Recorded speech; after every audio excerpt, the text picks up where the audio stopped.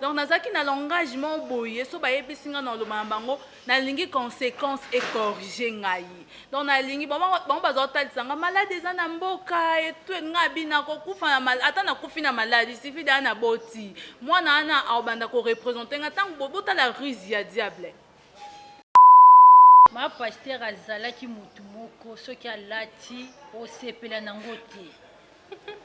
Omona il faut que tu na lela na binisama ya miso. Azontouré na bastar pe ya minene répétition soka akoti babwaki tout le monde faut luka yeba ya zanani. J'allais dire que oh lelo a commis maman pasteur. Auparavant, à Komaki Oux Noir. Kilo. De fois, tu vas aller à réunion par téléphone. Et ça là qui facile. Donc, nous n'avons pas mbolié dans nzoto. Mais elle a te lo là ta oko kate. De fois, on a bando qui montambola na ye.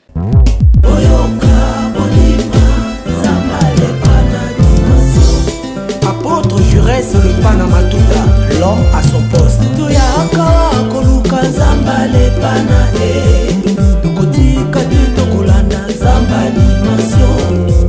Utumo ito kolemba te zamba le pana tokoumela tokolanda zamba dimension. Merci beaucoup nos très chers abonnés. Merci pour votre confiance et fidélité. Bopé Sarabiso, na chaîne Nabiso, les Pana TV, votre confiance, j'espère que certaines personnes, col pastoral, laisse-moi vous dire, je suis plus la sœur Fallon, Nakomi, maman pasteur, Fallon Tika, Adassa. J'espère que Boromesa Nango, en tout cas, Zambia Papa Nabiso, apôtre Jérès, les Panamatuta, Oyoaza. Le visionnaire de notre communauté Église des Dimensions du Fait de l'Éternel, au Ezoami sur l'avenue commerciale numéro 195, quartier 7, commune de Gili, référence Nabiso, Ezalaka, immeuble et sans plus tarder. Tokoko tambalama on sujet au tovandeli au bomoni mama pasteur nabino à l'aticole pastoral tozana plateau awa. J'espère que le président sey a kofongo la biso na plateau bomona bandeko to yambi bango, j'allais dire na kati ya plateau to solo là. Comment la sœur Fallon Nazaki sert Kabolo Bomoninga na col pastoral. Nigne Sali Lelona Lata col pastoral. Nous allons découvrir ça ensemble avec vous. Bon continuer ko benga bo koma vos suggestions ba onyo so baza ko encourager ngai financièrement, matériellement. Bon continuer ko benga et ko sala bien makasi. Voilà tous na bandeko bazali awa. Sœur a ko se présenter boye basi elle est qui. Après on va en parler avec elle. Na côté à Mupandi Nazapena notre grande dame, il pas qu'on se présenter. Après tu solo la solo moka ande to vandeli poto yeba po li solo o ya lelo na yebi que ezapona ndeko moko azala ki casse tête. Li solo ya lelo ezapona ndeko moko azala ki mal à la tête. Pour la ta chemise we ayo kamulunge. Ye fola ta ka bisse bon to boite bisse za tenue mais ça na batu mususu oyo bise akoko lata ngote po bimango na miso abatu eza mutu musu akolata jipa mukuse te abimango na miso abatu eza na ba billement oyo eza juste kaka pona batu wana preuve en est komona main rouge devant ba égyptien ezalaki bénédiction mais pas pharaon ezaki nini bakoti na bango penza bakoti ko lata jipa mukuse lata bise ta tatouage sala nyonso mais yeba Maï et sangana parce que mais rouge eza bénédiction pour na égyptien mais eza pour na yote yo nzela o nzamba zo bengela yo eza ba canal mususu to donc la distraction. Je sais que jeunesse et yaka et embriller jeunesse et yaka et sali ba n'importe quoi mais la Bible nous dit c'est pendant la fête que les enfants de Dieu sont tués. Tozala Abakouk to tambola na vision ya Saint-Esprit. Bomoni lelo oyo mama pasteur Fallon Tika Adassa komi boye eza grâce ya nzambe ya papa nanga apôtre Jérès le Panamatuta oyo nga na benga ka nzambe na ye le Dieu de la transformation. Bao ba yebinga tong ba moninga alati pantalon boye balukaka bayeba nanya commission na ba état oyo lelo na fongo elibino c'est l'apôtre Jérès le Panamatuta, l'homme à son poste, l'homme des psaumes 1 le professeur de ses élèves. Voilà, merci beaucoup toko tana sujet na biso to yambande ko toza na ye Mupanzi. Bonjour sœur. Bonjour, mon pasteur. Tala caméra bandeko baza liboso wana ba abonné na biso ya Lepana TV bazalaki wana vraiment pona kozela moment oyo bazalaki wana vraiment pona kozela tant ba moni émission na biso temps dédié oyo ezalaka présenté epai ya mama pasteur Falon Tika Adassa basepeli makasi po bayebi ke ngata nguna yaka na yelaka bango toujours eloko eko bénir bana nzambe c'est présenté na bandeko nyonso bazolanda yo ya Lepana TV. Premièrement, merci pour la parole. Bonjour et bonsoir. Il dépendre na heure au bota la biso. Je réponds au nom de Jocelyne Tika, la petite sœur de maman pasteur. Amen. Et c'est mon avis, c'est dans ma casse. Comme on a quatre tenues au alati, na évité son pour exprimer des nini, mais on le bécoquille aux angatés parce que à ça témoignage oyo. Donc, témoignage vivant, Zambazali. Comment on a que non Zambazali. Merci beaucoup, Tozana yo vraiment to solo là pour namoni. Au commis déjà que, en fait, beaucoup comprendre biso un message oyo et ça vraiment capital et ça montage té. So pour moni en pleine émission ba attitude mo ke koti pour comprendre c'est la joie. Ba larme mon sous ezalaka ba larme ya isengo. Ezalaka pona mawate tozana mama mopandia tokopesa mama mbuta se présenter bande on a biso Lepana TV baye baki notre sœur. Bonjour maman. Bonjour. Maman matisa voix bande robayeba kombo na nani? Bon, nga kombo na mama Nancy Malike. Nazali mama ya sœur Falon o le la commis pasteur. Grande sœur na bango. Naza na esengo makasi vraiment komona ndenge alateli lelo en tout cas esengo naza nango nayebi te ntina lola mpenza eleki makasi vraiment merci beaucoup. J'espère que vous awana mitema ezobeta bino pa balingi baloba nini baolobaka juste mpona yo ngai naza wana vraiment nzambe papa na nga amandate nga atindi nga mpona yo oyo oza casse-tête atinzinga pona yo oyo pa na bino baloba ke ye esenga il faut ba pasteur aminene. Laisse-moi te dire kombo esalaka ministère te eloko esalaka ministère c'est la spiritualité.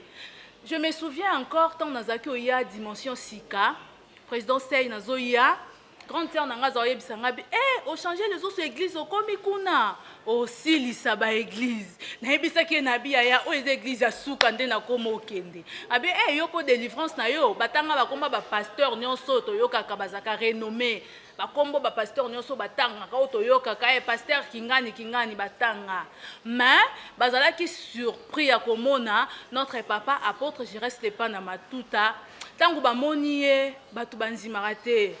Eza vraiment ngai ndete pona lo bango po bokoloba ke non aza ko inventer makambu et tout nazana bango awa pona koyebisa bino ke nzambe ya matuta asalaka nzambe ya matuta arépondaka. Il suffit d'être posé. Oza posé oye koluka avec la détermination. Likolo la détermination faut to bakisaka persévérance. La personne qui est déterminée oyebi kende na yeboye na ye koluka eloko songolo pakala.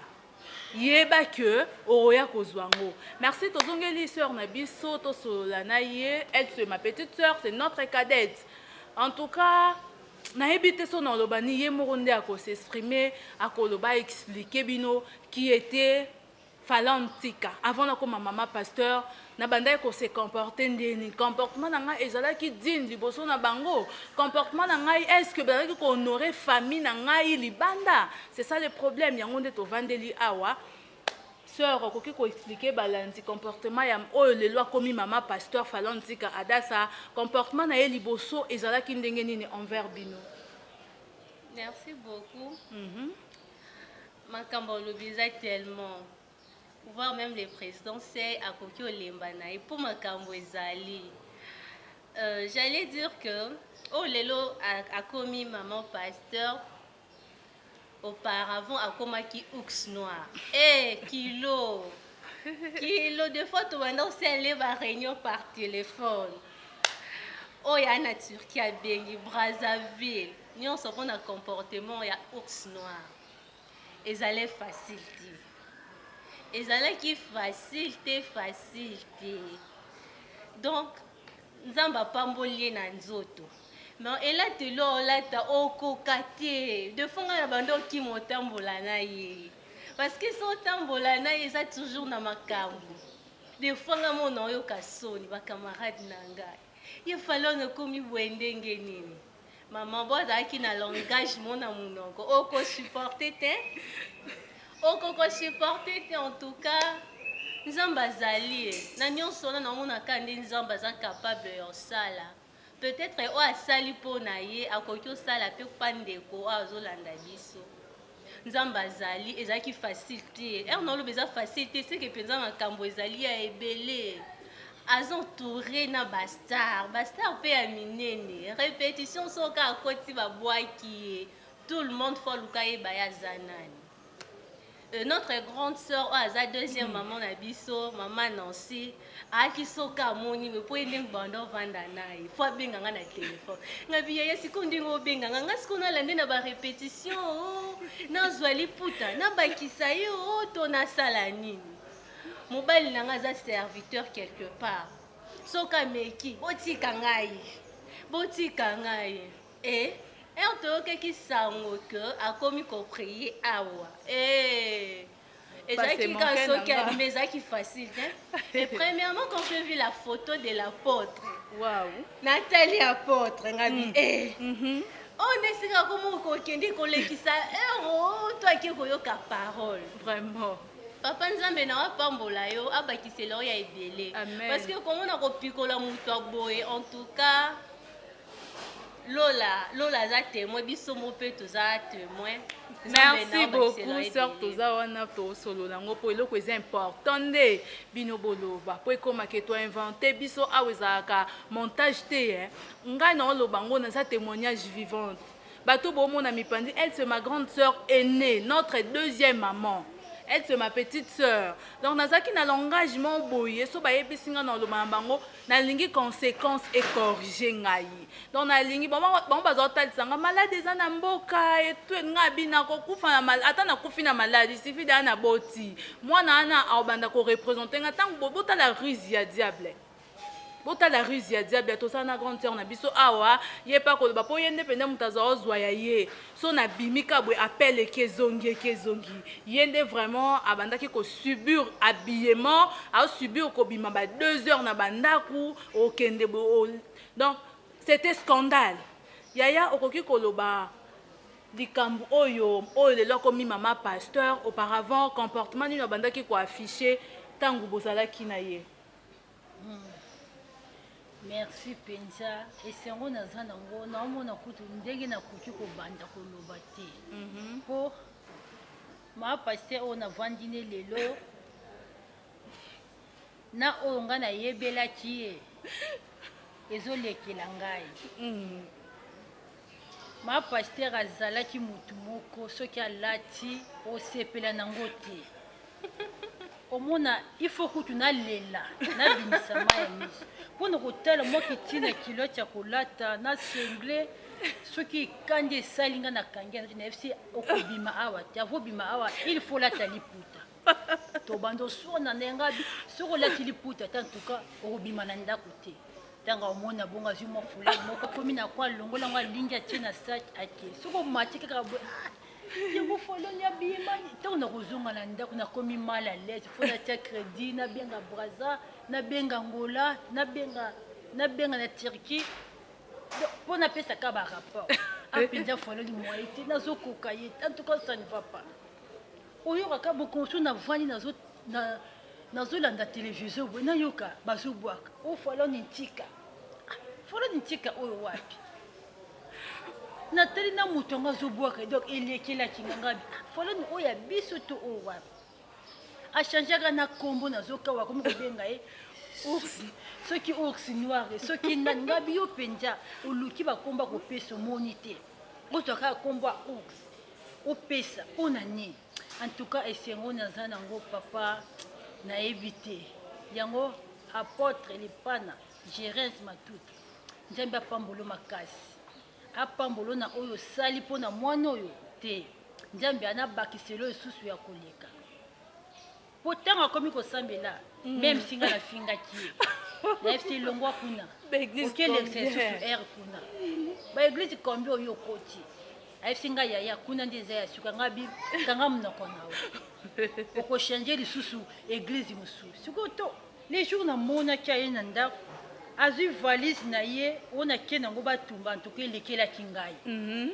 elekeli nga bimisi kutu nakoba fc elambo no kutu olati yango te yasi nga yaya ekomi ntango ya nzambe natali ngai o seki makambo namoni echange Vraiment. nazwi baketi mosusu mpona boma yasi nga yaya yo olingi nga nabonga te ngai o seki namoni mpenza awa ekomi mpenza ya sérieux.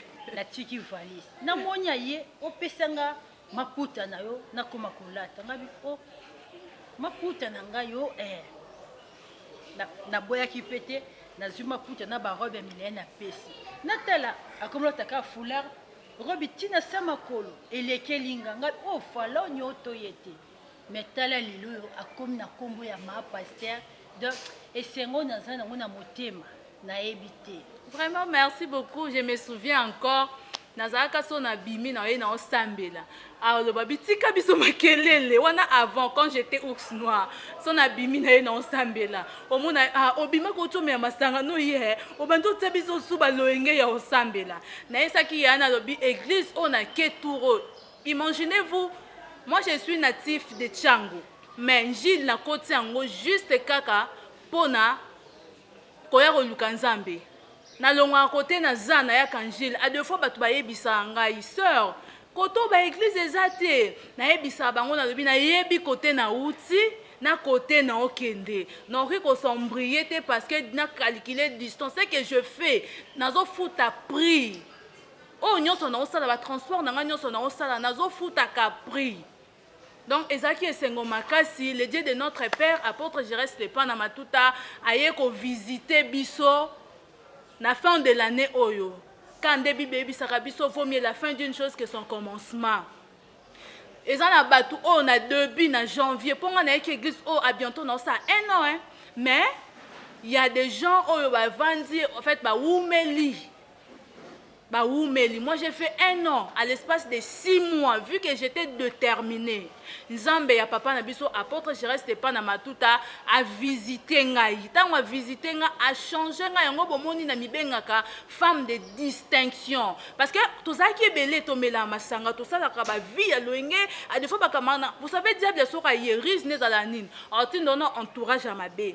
J'avais même l'idée de faire un tatouage banda ati awa. Pendant mon baninga nanga boke boîte bola ta bise batiki apolele na kei chinois betinga awa. Na yoki douleur. Tango yaya kutazaki koboya.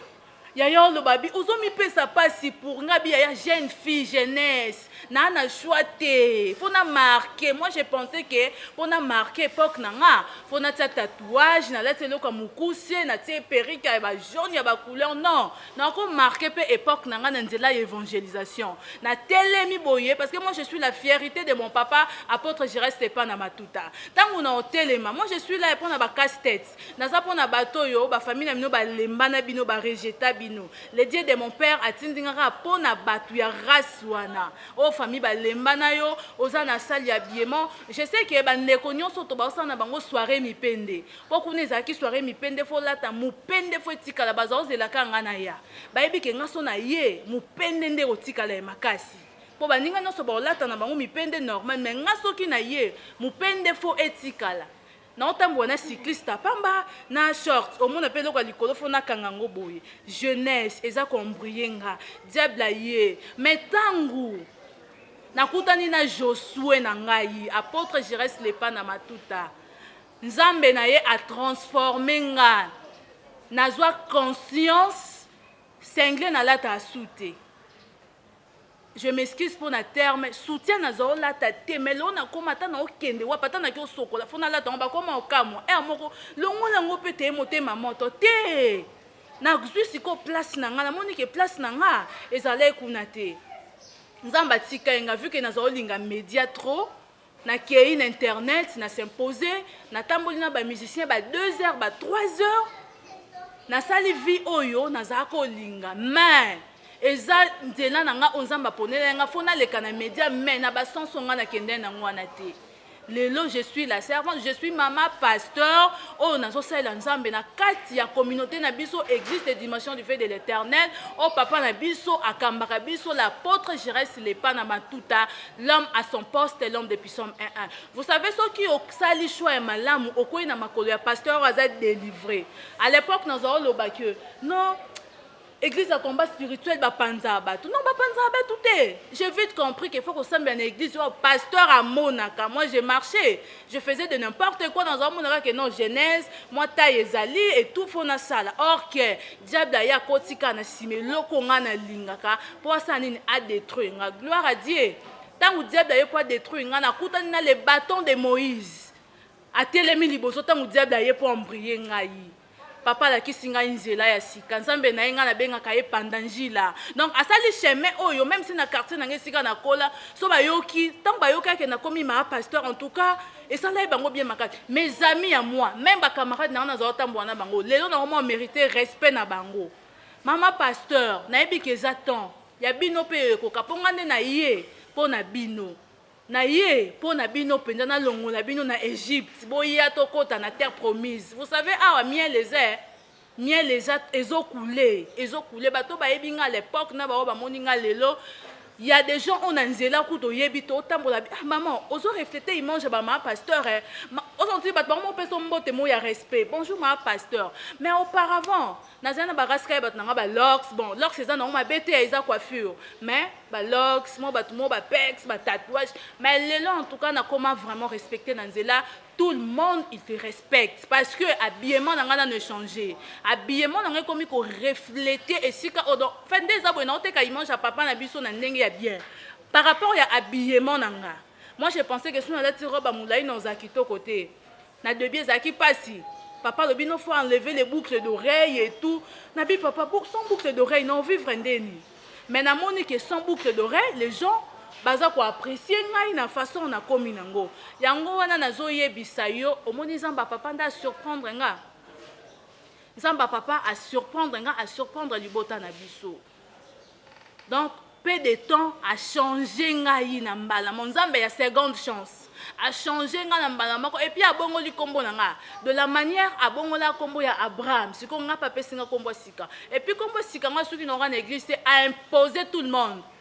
Aux à la papa, aux à la grande sœur et tout, aux a l'obligation de benga ma pasteur. Tous à la qui bénit, papa aussi ko mandaté, ba serviteur, il y a des servantes dédiées au papa aussi ko mandaté. Parmi bango nga pe nazana kati, oh papa pe singa espace na monga fula. Je vous invite, je sais que nzambe ya papa nanga aza ko tambusa biso, lokola ya banda ki na biso. P a komisa biso tina suka. Il y a deux pasteurs, oh bah pesi bango ba espace, pasteur Junior, pasteur Élisée, pasteur Nathan, pasteur François, on est vraiment toza vraiment belé pasteur Dieu, toza belé, il y a des assistants aussi, toza na ba berger.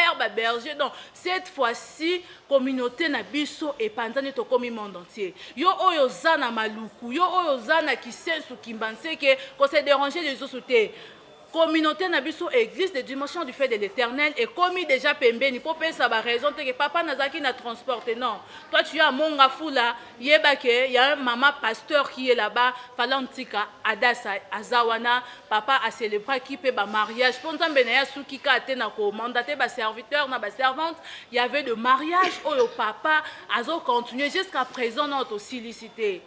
Non, to silicité, faut être patiente. Faut to kitakamite mana setan to yaka oluka nzambe. A des fois to lobaka nzambe, pesanga imotema na koma lokola Abraham. Vous savez difficulté no Abraham akutana nango. So ba pesi yo via Abraham na yo o mituna.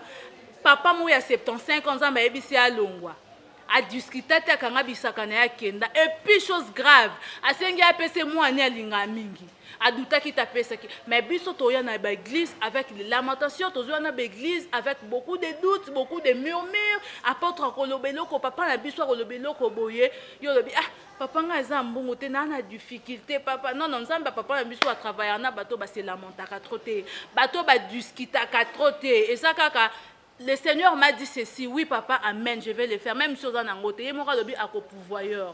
Pour moi, Isaac a épargné pour l'année, obéissance. Yo peut-être mi benga oza mwana moko oza la fille de l'apôtre. Laisse-moi te dire bana apôtre baza bano bazaka obéissant ou obéissante bayokaka o nyonso papa yebisaka bango yango basalaka. Merci beaucoup tozaki na bandeko awa je ne sais pas parce que soki tolobi to banda koloba to aussi ça te président c'est ya olemba.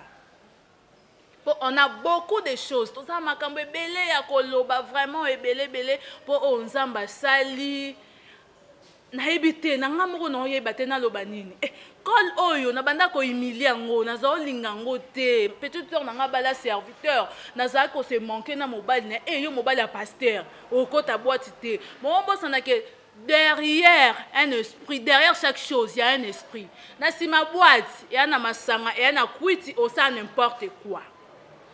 Nazo bossa nango lelo oyo na koma fait prédicatrice ya lopenda ko mobimba bako ya na rapport mama pasteur omoni kuna balobi ya teto koma bana nzambe na changer langage pona nini koyoka papa yo a défaut yaka obeti 5 ans 10 ans lobi kuna na omoni lo côté c'est que papa azopona te yondo ozoya vraiment comme soldat ndake na guerre te tu n'es pas préparé yango no monike makambo na yo ezezwatan yango moni makambo na yo ezoumela parce que tu n'es pas préparé déjà moral na ndako na esaka bino ngai nazala koya église 17h nazalaki na verset na ngai nazala kopesa vaut mieux la fin d'une chose que son commencement mais nakoma koya vraiment culte sa semaine avant na ye na bandi modération si chaque partie a une importance nango. Na kozwa bénédiction nanga na moment ya modération, na kozwa na moment ya prédication, na moment ba chantre na biso bazoyemba. Je peux bénéficier.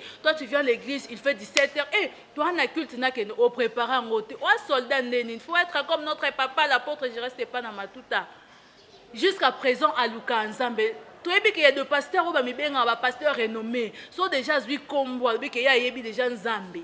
Aza attend Luka Nzambe te mais biso papa Luka Nzambe jusqu'à présent que na Zamba alali o ba pasteur mususu lelo baza renommé ba osala ngote mais ye asala ngo jusqu'à présent pour vous dire que Nzambe avant na kati ya prière te ndenge papa na biso yebisaka biso Nzambe aza na kati ya ba principe je peux commencer à prier jour et nuit mais so za na kati ya principe na été omoni ke mambu na nyonso e osala bien te toza na TV za ngonga sœur message na nini ko lancer na bandeko et puis chez notre papa je sais qu'il y a commis papa na yopo na boy ko privatiser papa po oya sali et ça poids lourd et ça peut être lourd on est bazo benganga lourd lourd o penda papa sali ça quoi papa quoi ici donc en fait muto yo na famille bazo ba ke yende ye muto ko ke pasi mais c'est que papa yé na calme nyonso papa sali coûter l'hôtel.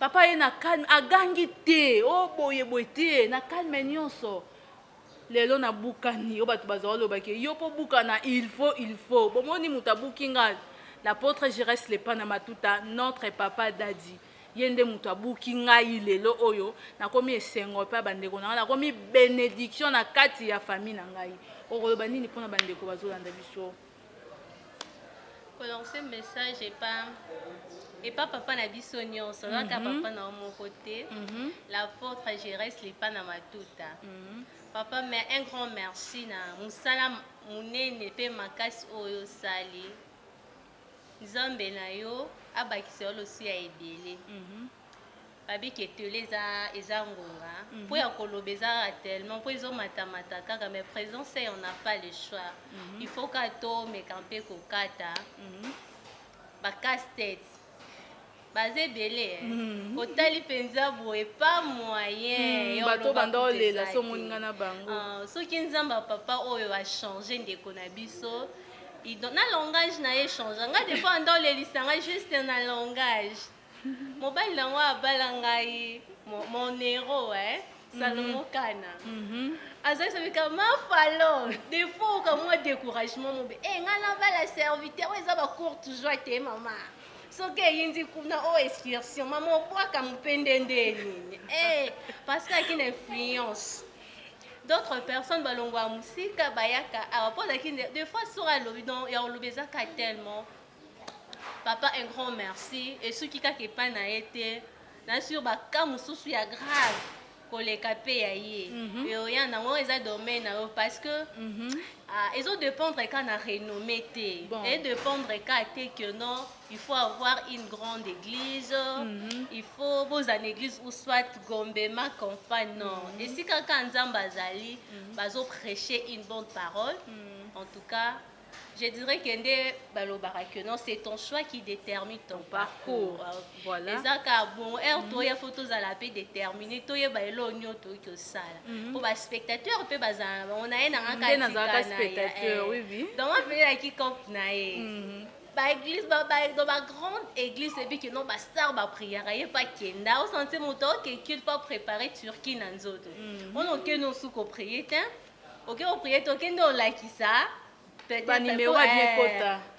pour n'avis que moi carnet d'adresse peut faire la or ezaki bongote esengo eza makasi esengo moi eza makasi nzambe na abakelo si ebile quelques dédicaces madame TV Zangonga.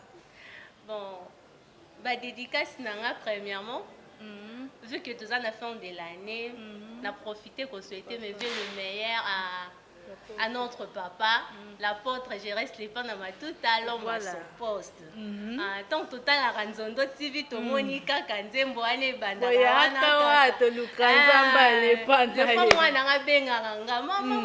Viens voir l'apôtre est là. Donc on va faire peu bazaza et belé. Me veut le meilleur. Makambo malamu kaka ya ebele na part na yo na part ya maman là je vois les enfants baza tellement ebele je vous aime beaucoup et so pe na souhaiter chérie na ngati on appelle ça ma vie ma case madame obligée me veux le meilleur à toi mon amour le papa de mes enfants je t'aime beaucoup me veux le meilleur aussi à mon pasteur. Pas de problème, vas-y madame. Je veux le meilleur à mon pasteur, à mon père spirituel, l'évangéliste Barthélemy Benaja, papa Tolingako Mingi, ma gros bisous ici Kaozali. Je veux le meilleur aussi à ma famille et pourquoi pas à notre président. Voilà. Passage obligé. On est raté. C'est un peu ça. Merci beaucoup. Merci beaucoup. Vraiment, bauti koloba banderonde bauti koloba. Émission na biso temps de Dieu zaka pona église té. Aux servantes de Dieu, aux serviteurs, tu as de parler aux makambu o kongi koloba pona bana nzambe ya katoza awa. O robenga biso na numéro na biso 085 577 98 197 à la fin 085 577 98 97 à la fin benga biso to solo là toye bandeni to planifier ngo notre grande sœur aussi est là to commis déjà dans suka émission quelques dédicaces et puis moi mot de la fin na yo message nous ko lancer na notre baoba oyaza apôtre je reste pas na matuta oya kweyise libino muto bozaki kokoka ete. Merci vraiment pour nangai nazama loba suka ya koloba te. Na pesika papa merci ebele merci ebele nzambe lola apambola lisusu makasi koleka abakisela ebele osuka kaka na cercle alom te o continuer na bato mosusu pe otombola bango obimisa bango bisika bazalaki bakoma neti ma pasteur ekosalanga kitoko makasi onelinge pona yebiso kaka yango wana quelques dédicaces aux bato pesa dédicace te po toza pe na fin de l'année. Na pesi kaka libota nanga mobimba mbote mingi o baza na Brazzaville mimi na pesi tete na Turquie na Angola na pesi bana na ngai ba Elimbuta nani Rosni na pesi bango nyoto ba mbote nzambe lola apambola bango. Vraiment, merci beaucoup de commis à suka émission na biso TV Zangonga. Quant à moi, en tout cas, tous un passage obligé à coller kaka kaso to souhaiter papa veut de meilleur te on a vraiment tout ça lilisumu. Papa, joyeux Noël, me veut de meilleur à vous. Pas seulement à vous, to quitter à notre maman Michel Lepana. Ba meilleur ve na bino, ba bonne année. Nzambe ape so lisusu makasi. Yako sala, oyo sali na année 2021. Ezala muki ya 2022. Ezala au-delà. Au-delà ya oyo sali libiso na 2022. Mutunyo soaza na ka, ko hésiter te. Bandeko ya diaspora. Papa na biso yeyo. Notre Moïse, notre Josué yeyo aye, les bâtons de Moïse, notre baoba yeyo aye, bolanda taïté. Chez nous ici, il y a la spiritualité. Chez nous ici, il y a un vrai Dieu. Nayebi ke bato bo talanga boyebi que pasteur na ngai vraiment papa na biso ya molimo apôtre Gérard Stéphane na matuta musala o asali eza musala mo ya makasi vraiment ya makasi. Restez branchés dans notre chaîne le Pana TV, vous ne serez jamais dessus bandero na biso ya communauté Église des dimensions du fait de l'éternel, na pesi bino ba joyeux Noël, ba bonne année na bino. J'en profite aussi à signaler bandero nyonso, c'est jeudi 30 décembre 2021, on a un culte spécial. Yo oyo e baka ba couleur te. Yaka, yebango ke na spiritualité, chaque couleur ezalaka na signification nango. Biso tozi occasion ya kozwa papa oyo ayebi. Cohésité Yaka, nous sommes sur l'avenue commerciale numéro 195, quartier 7, commune d'Engil, référence Nabiso Ezalaka, immeuble scellé. Le jeudi, Torola ta couleur jaune. Culte Robanda, 15h, on va finir à 20h. Les 31, Tozan a réveillé, nous sommes là, nous allons célébrer le Dieu de notre Père. Oakozala vraiment au rendez-vous, c'est vendredi 31 décembre 2021, Torola ta couleur rose. Yaka o découvrir oyoka ndenge nzambe ya matuta lobara ndenge asala sentiment ba vie ya batu. Quant à moi, on se retrouve à la prochaine numéro.